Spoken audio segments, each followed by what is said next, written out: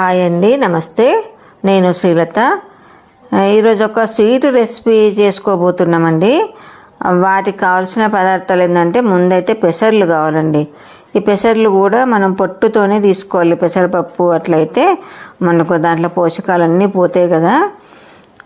వాటిని నేను పెసర్లు ఎట్లా స్టోర్ చేస్తానే తర్వాత చెప్తాను. ముందుగా ఒక ప్యాన్ పెట్టుకొని దానికి జీడిపప్పులు ఎన్నైతే అవసరమో అన్నీ మనం నేతిలో వేపి పక్కన పెట్టుకోవాలి. అయితే మనము స్వీట్ అంటే ఎక్కువ శాతము బయట నుంచి తెచ్చుకోవడానికి అలా ఇష్టపడుతుంటాం కదా, చేయడం ఇబ్బంది అని. ఇప్పుడు ఇలాంటి స్వీట్ చేయండి, ఒక హాఫ్ అన్ అవర్లో అయిపోతుందండి చక్కగా.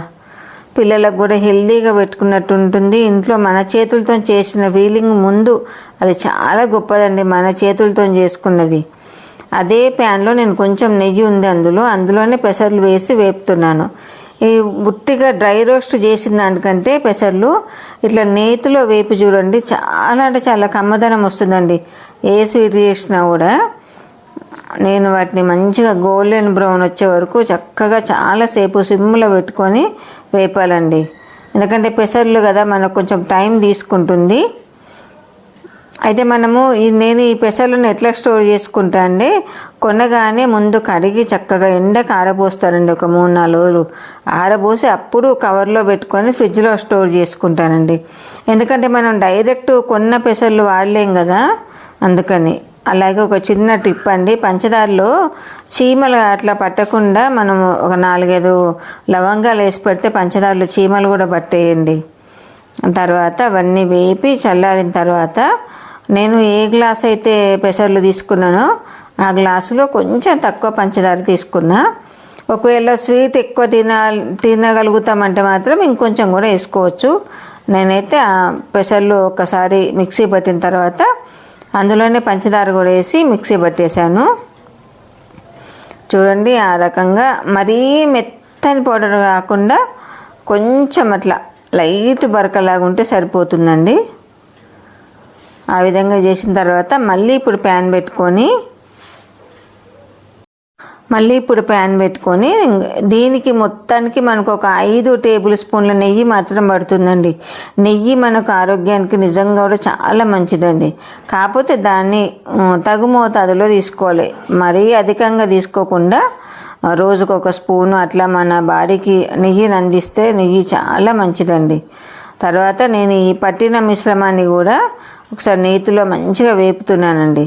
అంటే ఆల్రెడీ పెసర్లు మంచిగా వేపాము, కానీ ఇంకేదన్నా పచ్చిదనం ఉన్నా కూడా ఈ వేపుల్లో మళ్ళీ వెళ్ళిపోతుంది అనేసి వేపాను.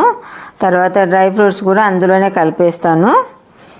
చక్కగా ఇవన్నీ ఆ నేతిలో మంచిగా పప్పంతా ఆ పిండి అంతా నేతి పట్టిన తర్వాత ఒక కాచి చల్లార్చిన పాలండి, టీ గ్లాసులో కొంచెము తక్కువ తీసుకున్నాను.